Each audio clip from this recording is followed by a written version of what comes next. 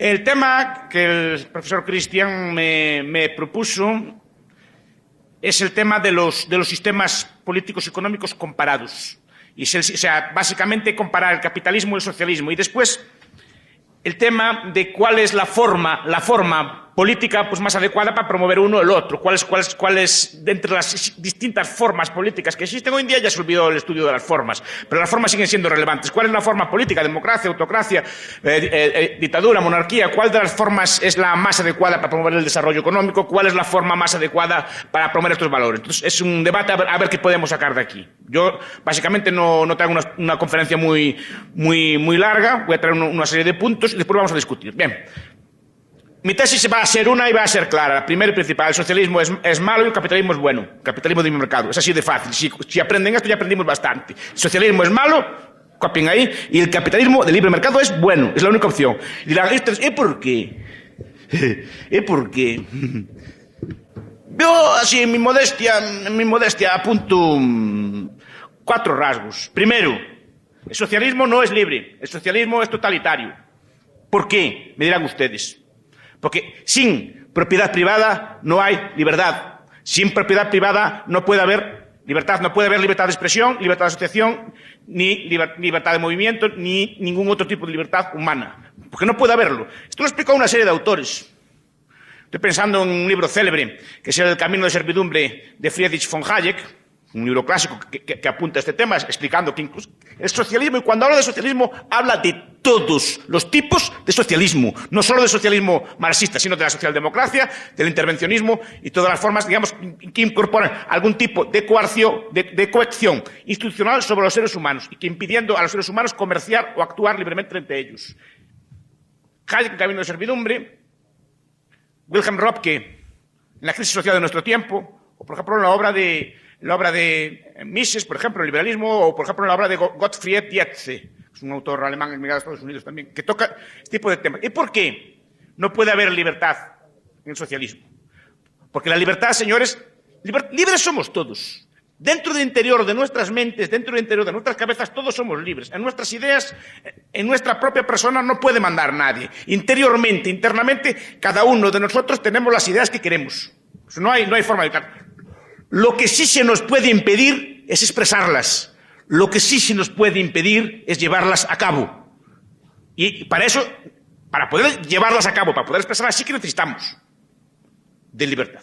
Sí que necesitamos de propiedad privada. Es decir, la libertad, la expresión de la libertad requiere siempre de una base material. Quiero decir, para poder expresar la libertad necesitamos pues, un medio de comunicación, necesitamos de papel, necesitamos de tinta, necesitamos de una imprenta, necesitamos de una logística de distribución, o sea, necesitamos de bienes materiales.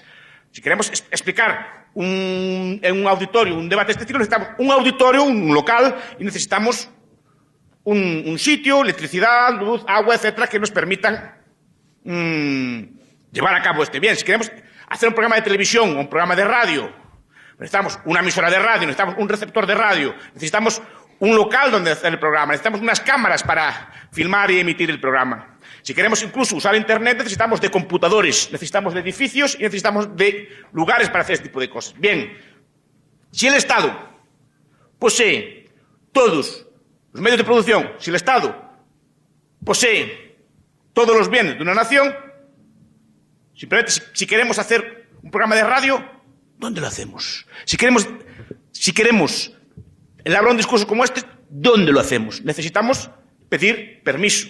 Por ejemplo, ¿qué hizo Salvador Allende en su momento? Pues no hizo nada raro.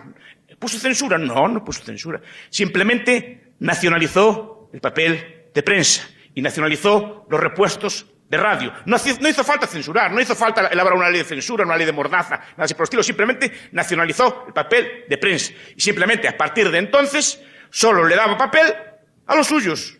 ¿Prohibió algo? No, pero simplemente privó de la base material a la libre expresión. Y en general, cualquier reunión, cualquier asociación, cualquier libertad, sea esta de trabajo, si todos los medios de producción son del Estado y no me gusta mi trabajo, ¿a dónde voy?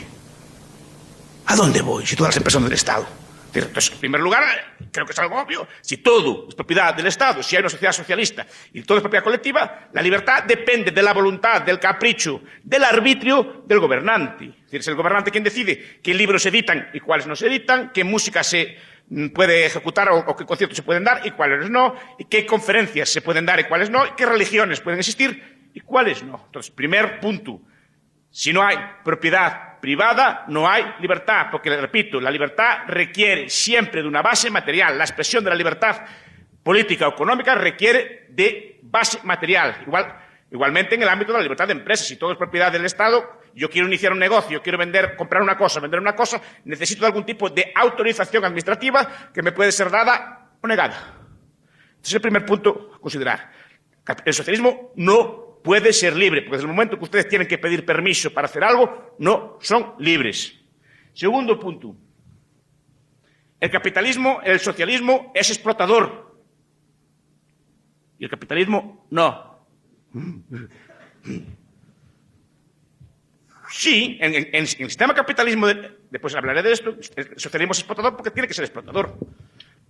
A ver, supongamos, cuando un socialista o un marxista critica el sistema de mercado, no lo critica por el fin que le da el dinero. Es decir, cuando, por ejemplo, Bill Gates, por ejemplo, dedica buena parte de su dinero a la caridad, a la investigación en medicinas o a la investigación en ayuda a los pobres. Dedica buenas sumas de dinero. Pero a Bill Gates no se le critica, por eso le dicen, no, es que el origen de su dinero está en la explotación. Que después lo gaste bien o lo gaste mal es indiferente. Es decir, para el marxista es indiferente cómo el capitalista gaste el dinero. Para él, la esencia del mal está en cómo él obtiene el dinero. Supuestamente, entre comillas, pagándole algo menos de lo debido a los trabajadores. Eso es falso. Primero, el mercado libre y restricto, bueno, después hablaré de esto. Pero el socialismo, vamos a ver, una sociedad socialista, unas que existieron en el mundo, tenemos Cuba o Corea del Norte o la Unión Soviética antigua o los países del este de Europa en sus tiempos, son sociedades socialistas.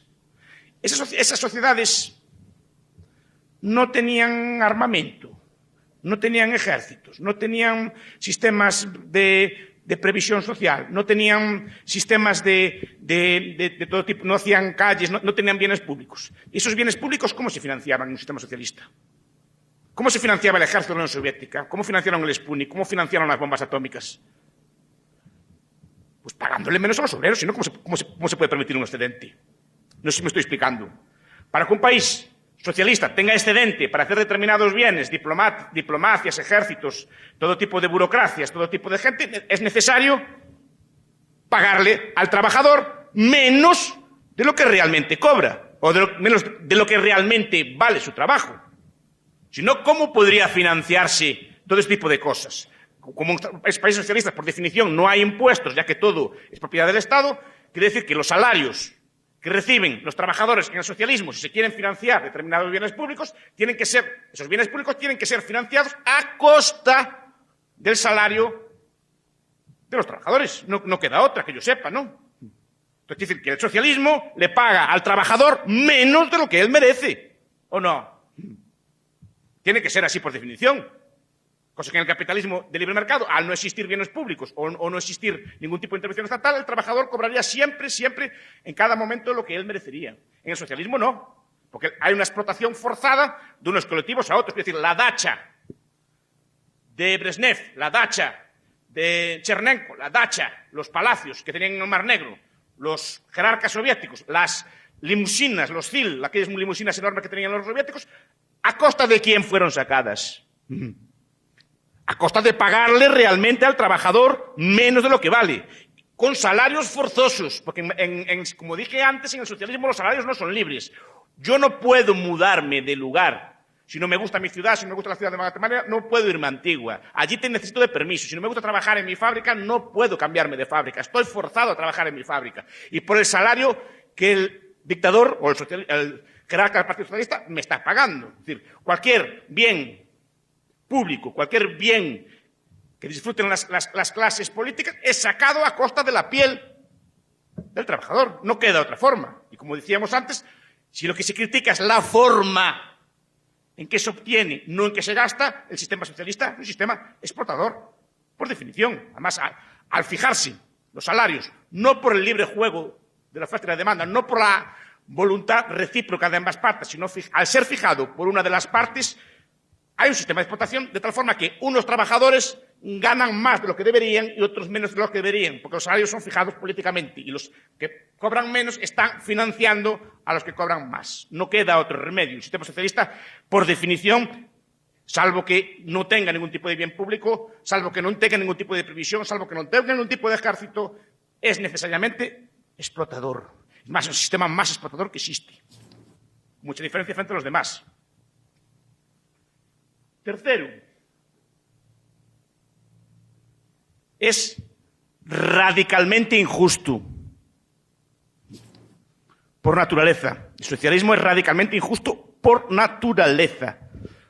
Básicamente porque no da a cada uno según lo que merece. Es decir, cobra lo mismo el que trabaja que el que no trabaja, si es un sistema de igualdad salarial, salvo que empecemos a introducir mecanismos de corrección capitalistas como salarios distintos, incentivos y otro tipo de formulaciones de este estilo. Pero el sistema socialista tiene que ser, por naturaleza, injusto.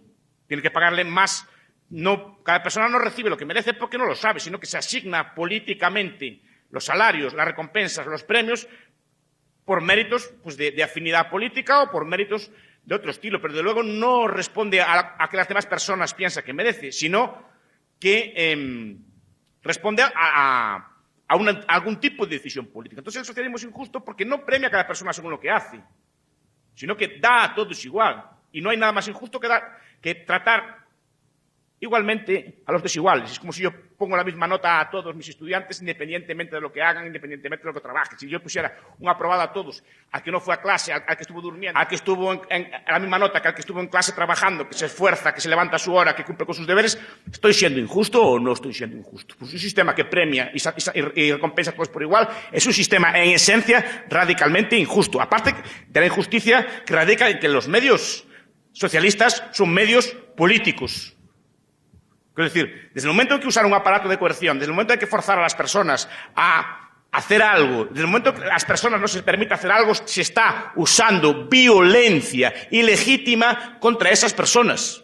Por tanto, es un sistema radicalmente injusto porque no le deja a las personas hacer lo que ellas entienden pertinente en cada momento, sino que hay que forzarlas, hay que coercionarlas, hay que impedirles que se muevan, hay que impedirles la idea propia de planificación, la idea propia de centralización, la idea propia de que hay un plano central, la idea de que hay un consejo superior del plan que decide, es impedir la libertad de las personas. Se trata de que hay una racionalidad por encima de la racionalidad individual a la cual deben supeditarse los individuos. Por tanto, es forzoso, es injusto porque impide a las personas hacer aquello que desean, estudiar lo que desean, vivir como desean, pensar como desean. Es un sistema radicalmente injusto de origen.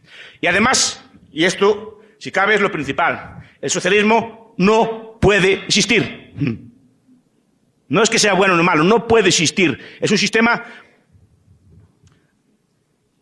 que es imposible, como nos demuestra bien la historia de los sistemas económicos. ¿Por qué? Porque es un sistema que no puede calcular. No sé si ustedes están familiarizados, algunos sí, con el debate sobre la imposibilidad económica del socialismo. En los años 20, un conjunto de estudiosos, entre los que destaca Boris Brutkus, un historiador ruso, Maximilian Weber, un historiador, y politólogo y sociólogo alemán, en un libro, no sé si alguno de ustedes lo conoce, que se llama Economía y Sociedad. Un primer ministro de Holanda llamado Nicolaas Pierson y un economista austriaco llamado Ludwig von Mises, estos cuatro autores empiezan a debatir la posibilidad de si un sistema socialista es posible o no. No si es bueno o malo, no si es justo o injusto, sino si puede existir o no un sistema socialista. Y la conclusión es que independientemente, aunque fuera el sistema más ético del mundo, aunque fuera el sistema más explotador del mundo, aunque fuera el sistema más justo del mundo, un sistema socialista no puede existir. Porque sin propiedad privada no hay precios. Sin precios no hay cálculo económico. Y sin cálculo económico, un sistema económico se derrumba. No puede ser coordinado. Es decir, el socialismo es imposible. es imposible. Es un sistema que, al impedir la libre actuación empresarial y a impedir la formación de precios, no puede funcionar. Ustedes, cada uno de ustedes, tiene en su cabeza entre 8, 10, 12 o 15.000 palabras. Todas las personas tenemos en nuestras cabezas 8, 10 o 12.000 palabras. Dependiendo de la cultura que tengamos, usamos esas palabras para comunicarnos. Esas palabras nos permiten pedir cosas, hacer acciones y incluso pensar abstractamente conceptos conceptos ideales como justicia, como igualdad, como belleza, cosas por el estilo. Podemos usarlas porque tenemos conceptos en la cabeza y, por tanto, funcionamos en el mundo con palabras, usamos palabras y conceptos. No le damos importancia ninguna a esas palabras, porque desde muy pequeñitos, cada día aprendemos 4, 5, 6, 7 palabras y todos los días nos van metiendo palabras en la cabeza y todos los días somos un poco más sabios y aprendemos más palabras y como las llevamos siempre con nosotros mismos en nuestra cabeza no le damos importancia. Lo que no le dan importancia ninguna es que igual que tienen 10 o 12.000 palabras, en su cabeza tienen entre 8, 10 o 15.000 precios y no les dieron importancia ninguna tampoco. Porque cada uno de ustedes desde pequeñito, sus papás, sus mamás le fueron diciendo, mire, conceptos como esto, caro, barato, por ejemplo, y se lo va diciendo, decir, 1 kilo de guacamole cuesta esto, 1 kilo de azúcar cuesta lo otro, un galón de gasolina cuesta esto, una sudadera cuesta esto, y así todos los días, la sal, el azúcar, el aceite, cuánto cuesta una universidad, cuánto cuesta un parqueo, y todos los días van aprendiendo precios nuevos. Y también tienen 10 o 12, 15.000 precios en la cabeza. Sin esos precios, señores, estarían ciegos, no valdrían para nada, no podrían calcular, estarían absolutamente ciegos. No podrían hacer nada de nada, porque buena parte de sus orientaciones, buena parte de lo que a ustedes les mueve, los lleva a andar por el mundo, son precios. Ustedes cuando, por ejemplo, escogen una carrera para estudiar, escogen calculando precios, entre otras cosas, cogen una satisfacción psíquica, pero también calculan, especulan con lo que pueden ganar en el futuro.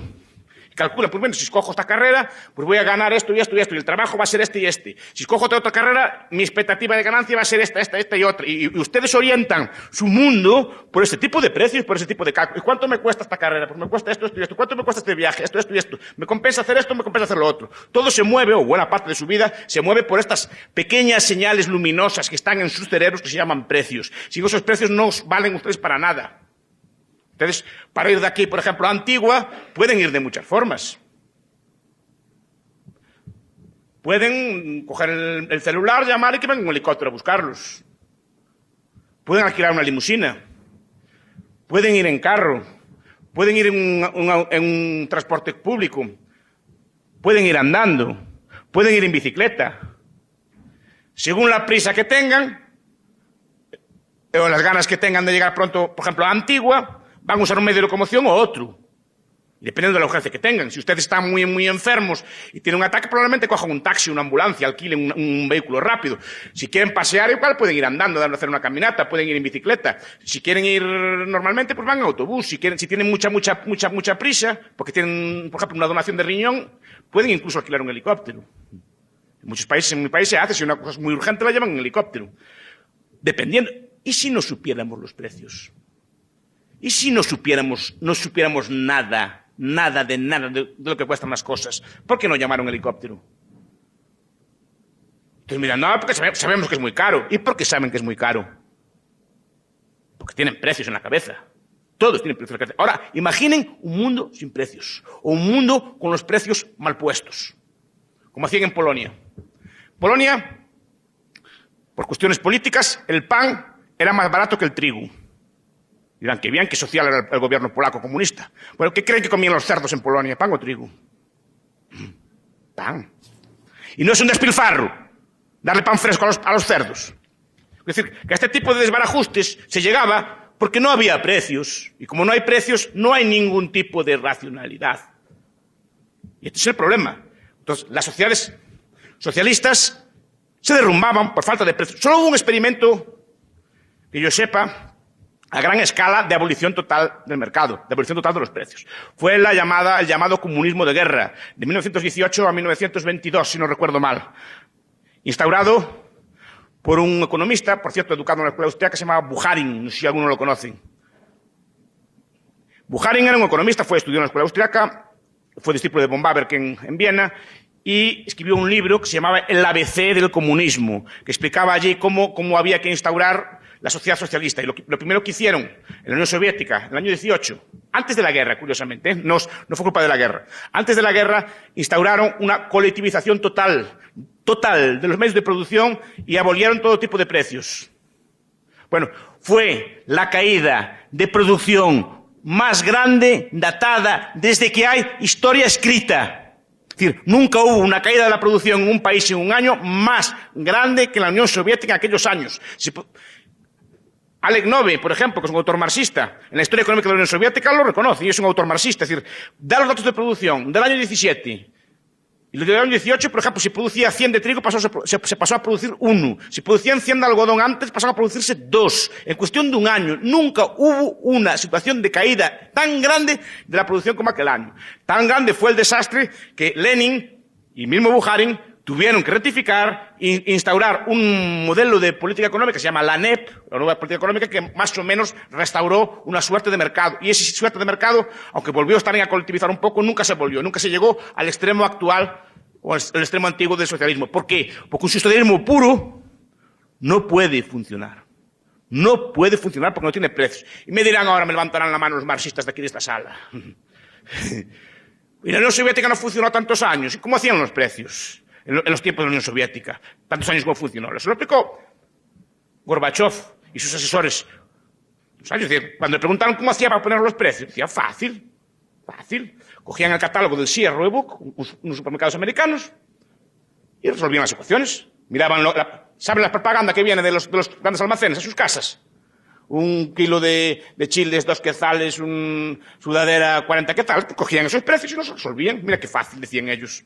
O cogían el Wall Street Journal, compraban, miraban las tablas donde venían allí los precios, precio del azúcar, los precios mundiales del azúcar, del algodón, del trigo y tal, miraban aquellas tablas y resolvían las ecuaciones. Resolvían así, resolvían con mercados negros, no sé si saben qué es eso, mercados negros, es decir, en la Unión Soviética, en los países comunistas, hay mercados negros, la gente compra y comercia por fuera del mercado, y eso servía para poner los precios. Y tercero, con memoria.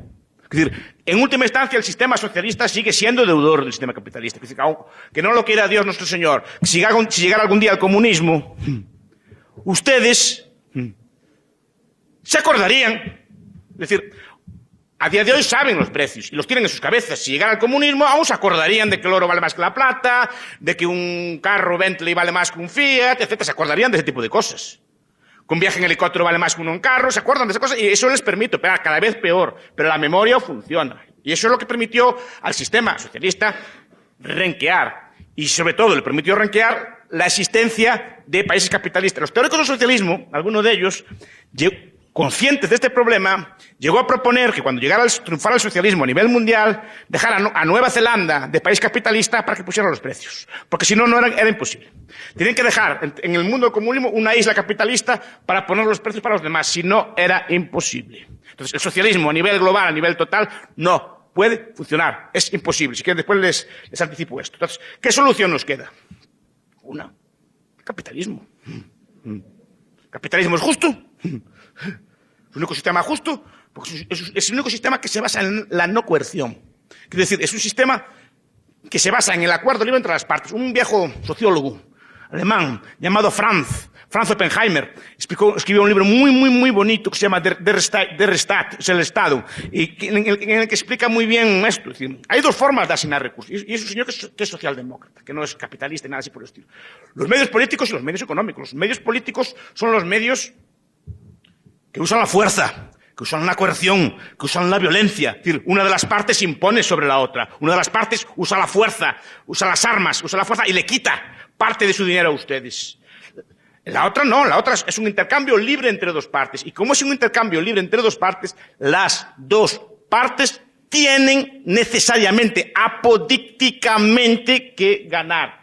Ese es el intercambio de mercado. Entonces, es el único sistema justo, es el único sistema que no usa de la fuerza, que no usa de la violencia, que no usa de la coerción, y en el que las dos partes ganan. Y cada parte puede escoger comprar o vender a quien mejor le interese y cómo le interese. Entonces, el sistema es justo y además remunera a cada factor. Se sabe muy bien si estudiaran ustedes economía o estudiaran ustedes lo que es el marginalismo, saben que cada factor de producción tiene que ser remunerado por lo que vale, y lo que vale es lo que deciden las demás personas que vale. El valor de cada persona es su productividad marginal descontada, pero valorada por lo que valoran las demás personas. Eso. O sea, cada persona en el capitalismo cobra o tiende a cobrar lo que las demás personas entienden que merece. Es duro decirlo, pero es así. La gente valemos todo lo que los demás dicen que valemos, no lo que pensamos nosotros que valemos. O sea, nuestro salario, en todos los ámbitos, ¿eh? Y es duro de asumir, hay que agachar la cabeza, pero ¿qué le vamos a hacer? Es así el mundo, entonces no es justo ni injusto, es así. Eso primero. El sistema capitalista, como dije yo antes, no es explotador. Por duro que parezca, le paga a cada factor de producción lo que los demás dicen que vale. Entonces, no hay ningún tipo de explotación. Si quieren, después entramos en el debate. Pero el propio Marx tiene que reconocer, es decir, el propio sistema marxista ahí entra en contradicción. Si todos los sectores ganan lo mismo, todos lo mismo, pero cada sector económico tiene una composición orgánica del capital distinta, ¿sí o no? Es decir, una relación entre capital y trabajo. Y de ahí se deriva la tasa de explotación. Supongo que esto lo explicarán en sus universidades, ¿no? Bien. Cada sector, el sector eléctrico, el sector del seguro, el sector del textil, el sector del calzado, el sector del azúcar, cada uno tiene una composición orgánica del capital. En un sector hay mucho capital, por ejemplo, el sector eléctrico tiene mucho capital, necesitan de centrales nucleares, de centrales eléctricas, de todo tipo de infraestructuras y relativamente poco trabajo. Y otros sectores, el sector del calzado, una maquila, por ejemplo, tiene mucho trabajo y poco capital. No necesita de máquinas muy sofisticadas. ¿De acuerdo? O sea, consecuencia, composición orgánica del capital distinta. Por lo tanto, tasa de explotación distinta en cada sector. ¿Sí o no? ¿Sí o no? Sí, según Marx. Bueno, entonces la pregunta es si los deberes que van a llevar para casa son estos. A ver si los resuelven. Porque los marxistas dieron un premio, Bernstein quería dar un premio que resolviera esta pregunta y no fueron capaces de resolverla. ¿Cómo? ¿Cómo? Con tasas de explotación distintas, el beneficio es el mismo. ¿Cómo? Con tasas de explotación distintas, el beneficio es el mismo. Porque el beneficio, digo yo, y dicen los teóricos, que son de mi escuela, obviamente, el beneficio por ahí se deduce que no depende de la explotación. Por último, el capitalismo es el único sistema, por tanto, que puede calcular. Puede calcular porque tiene un sistema de establecer precios, por tanto, puede establecer, y sobre todo, tiene un sistema de beneficios. Y los precios y los beneficios son como luces que nos orientan, son como faros en la noche, nos dicen, el beneficio alto nos di, inviertan aquí, su capital tiene que quitarse donde gana menos hacia donde gana más, y así está, es un proceso de perpetua evolución, el capital está siempre invertido de la mejor forma posible, si no hay restricción, siempre está invertido de la mejor forma posible, y los precios siempre reflejan toda esa enorme cantidad de información que hay detrás, ¿no? Todos los precios nos dicen qué hay que producir. ¿Cuánto hay que producir? ¿Cómo hay que producirlo? ¿Dónde hay que producirlo? ¿De qué calidad? ¿De qué cantidad? ¿Quién debe producirlo?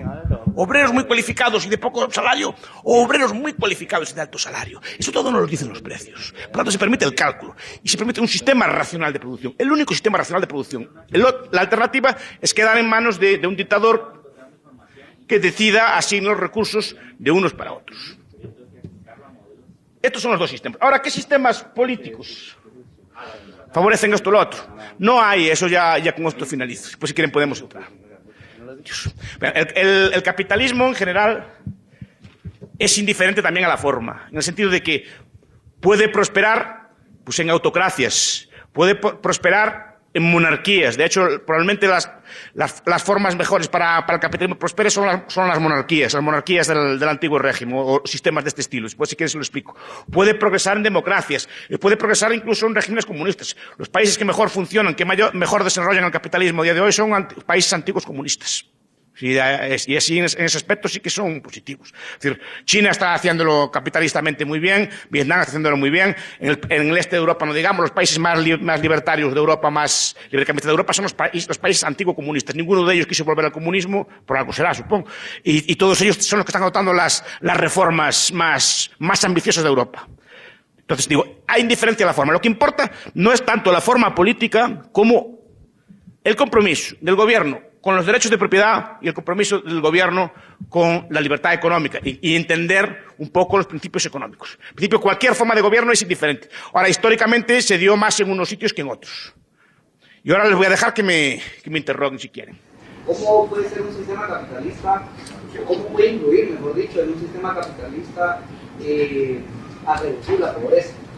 Digamos el caso de Guatemala. ¿De qué manera se puede ayudar a la extrema pobreza a salir de ahí bajo un sistema capitalista?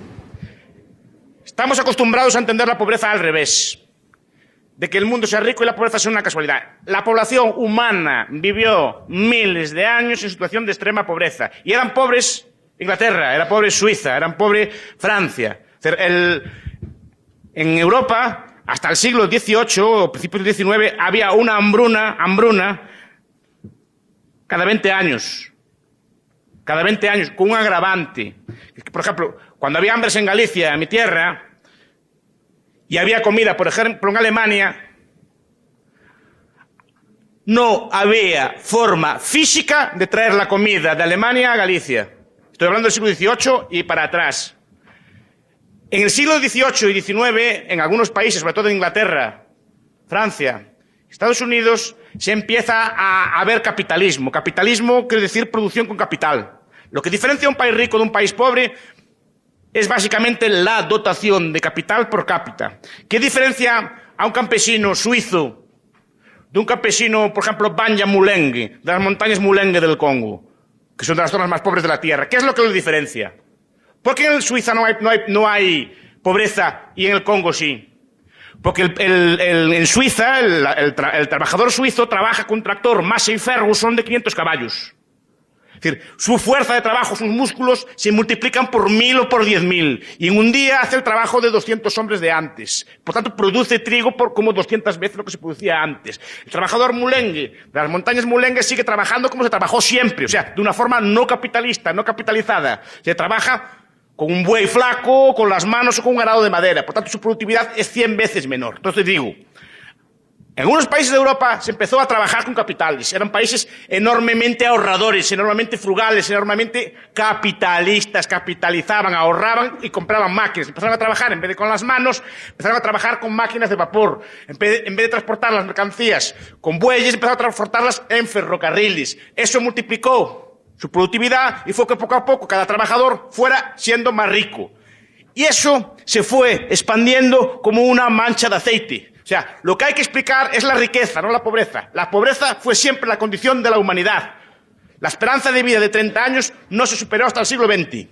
Solo con medios capitalistas de producción, ahorro, mercado y cálculo se pudo poco a poco superar esa situación de pobreza y poco a poco la riqueza, la prosperidad se está expandiendo por el mundo. Lentamente, pero está expandiendo por el mundo. La pobreza hoy día es menor que nunca en la historia de la humanidad. Que nunca en la historia de la humanidad. Si quieren me dicen cuándo vivía la gente mejor que ahora. Incluso en los países pobres. Fíjese lo que estoy diciendo. En cualquier aspecto. Les digo, la única solución es esta. Ahora, el socialismo, miren, pongo un ejemplo. Miren, tenemos a Cuba. Cuba, año 1958. Pueden contrastarlo si tienen internet, en cualquier tableta o cualquier cosa así. Año 58, estadísticas de la ONU. ¿Saben qué renta tenía Cuba? La de Francia y la de Austria. Tenía el doble de renta que Italia y el doble de renta que España. En el año 58. Hoy en día, miren, pues sí, está compitiendo con Honduras por los últimos puestos. A ver cuál es el país más pobre de América Latina. Ese es el logro del socialismo. Cogen en cambio al revés. En el año 60, Sudán y Corea del Sur tenían exactamente la misma renta. Pueden contrastarlo también. Sudán siguió como estaba. Corea del Sur abrazó el capitalismo más o menos salvaje. Multiplicó la renta por 30 y el otro quedó como estaba. Ahora Corea del Sur tiene la renta de Italia o de España y Sudán sigue igual que estaba. Esa es la solución a la pobreza. Ya sé que es muy simple lo que estoy explicando. Necesita más tiempo. Esta es la solución a la pobreza y no hay otra solución a la pobreza. Capitalismo, ahorro y trabajo duro. No hay otra cosa. Yo también considero que el socialismo probablemente no pueda ser funcional. Pero también hay que recordar que lo que hemos visto fueron experimentos de socialismo. O sea, el socialismo no se le ha dado la oportunidad o no ha podido desarrollarse a nivel mundial. O sea, es como la historia nos ha demostrado que todos los sistemas de producción tienen un periodo de transición. Tal vez usted considera que el capitalismo es eterno, pero lo que hemos visto es que ha habido evolución, o sea, la sociedad evoluciona, el ser humano evoluciona, y siempre evoluciona a algo mejor, algo superior. Entonces usted comenta que el capitalismo es justo, no es explotador, pero recuerde que acá en los países latinoamericanos, España especialmente, Inglaterra, en el siglo XV, XVI, o sea, para poder evolucionar Europa y llegar a ser el sistema que hoy es el capitalismo como tal, tuvo que coercionar a los países latinoamericanos, tuvo que violentar a los países latinoamericanos, ¿verdad? Toda la riqueza que había acá, el oro, la plata, fue llevada a Europa y a raíz de eso ellos pudieron financiar sus propias empresas y pudo evolucionar el sistema capitalista, que hoy lo vemos 2012, ¿verdad? O sea, estamos viendo el capitalismo 2012, pero no vemos el origen del capitalismo, cómo se dio en esos años, en el siglo XV, XVI, ¿verdad? Otra de las cosas que quería comentar era cuál es entonces el valor del trabajador, cuánto vale el trabajador. Porque, por ejemplo, aquí en Guatemala, dígame si no hay explotación o qué es lo que uno quiere, qué es lo que quiere el guatemalteco, qué es lo que quiere el trabajador.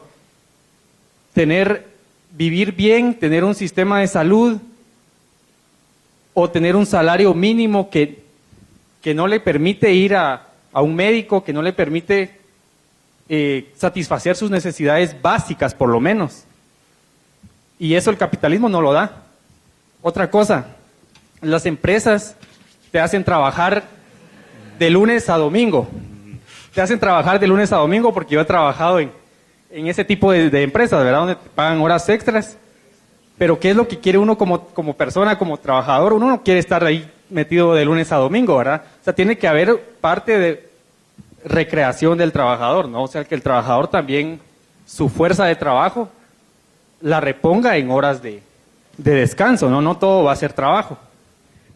Cuando se debate de sistemas económicos, se debate de las dos formas. O se compara el socialismo teórico con el capitalismo teórico. Fue lo que intenté hacer yo. Es decir, el socialismo, no entré en casos concretos, después puse algún ejemplo. Pero el socialismo teórico se debate contra el capitalismo teórico.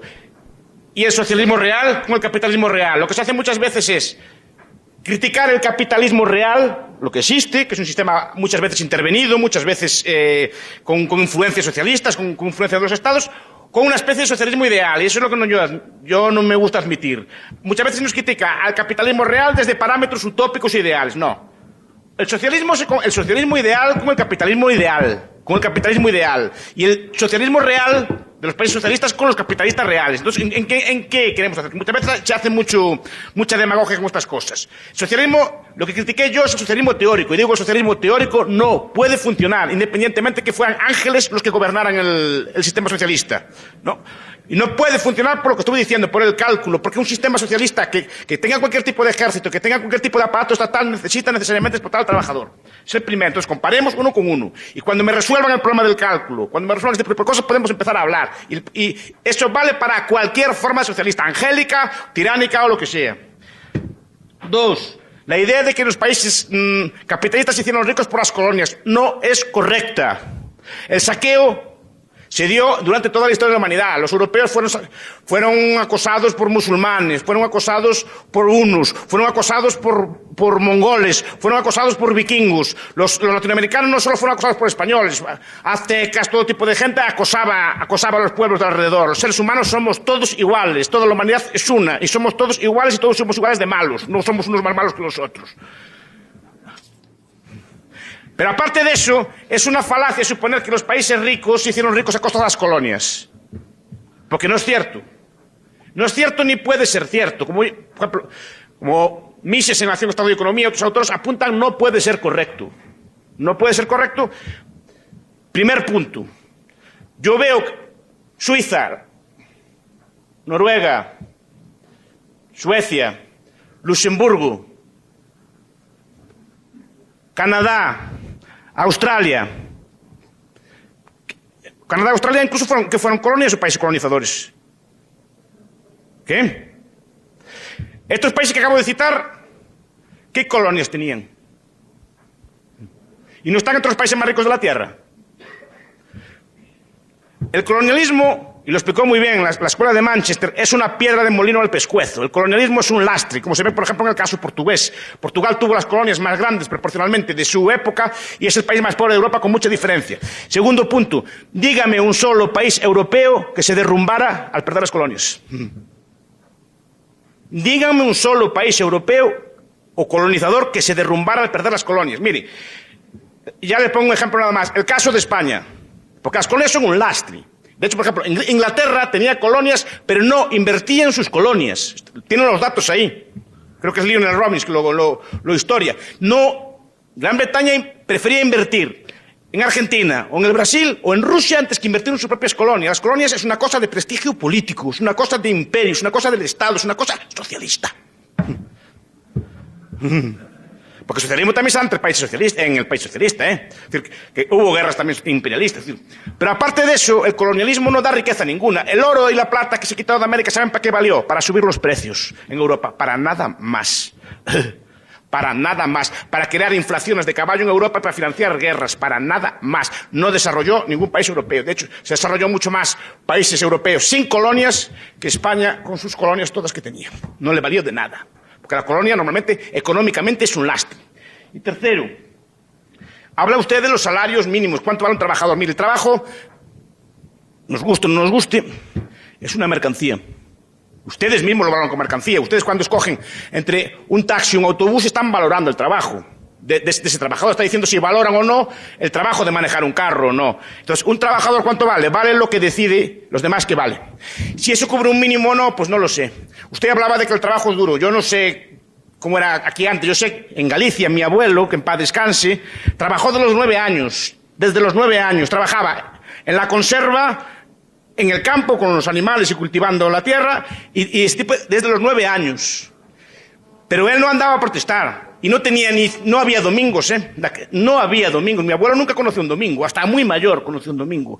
Porque los animales comen todos los días. No sé si algunos de ustedes tienen antepasados en el campo, pero los animales comen todos los días y hay que cuidarlos todos los días. Y hay que ordeñar a las vacas o lo que sea todos los días. No había descanso.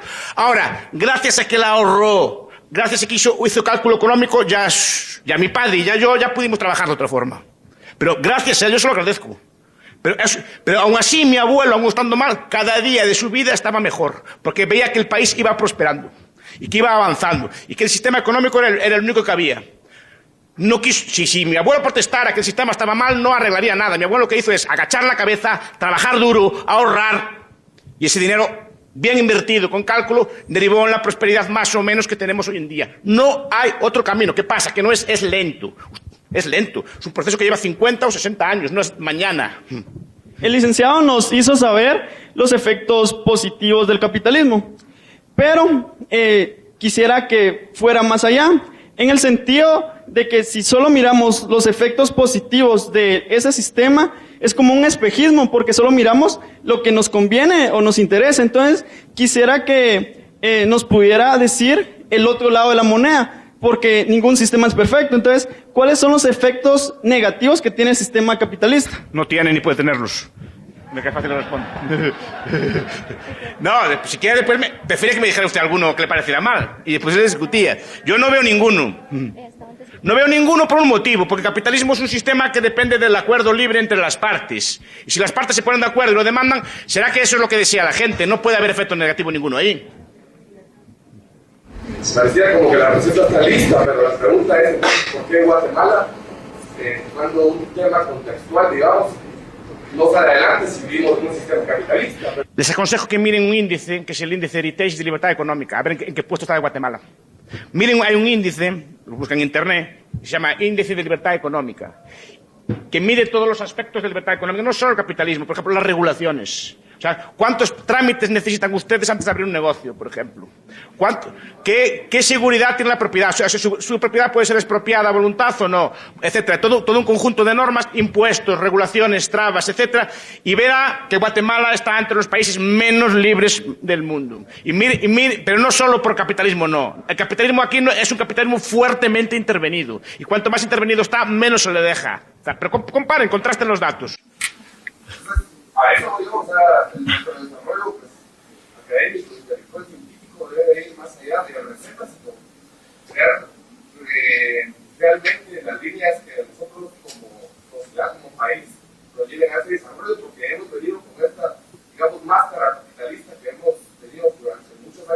Guatemala que realmente no nos han llevado nada más que la explotación, porque cómo poder construir desarrollo realmente si el 85% del territorio nacional está concentrado en un 5% de la sociedad. O sea, son datos que no nos permiten construirlos y son problemas que no podemos seguir aguantando durante 60 años para que ese desarrollo se dé. Mire, un detalle.